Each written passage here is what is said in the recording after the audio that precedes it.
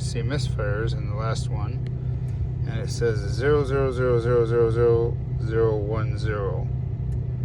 Now when I click on this info and I go to I for info, I get to this screen, and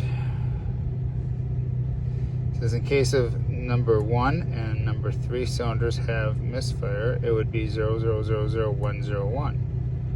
In case of number 6 cylinder, would be 0010000. And then it says if I have a 95 to 97 Accord V6, which I do not, I would follow those, or others, which is bit 543210. I'm not 100% sure how to read that,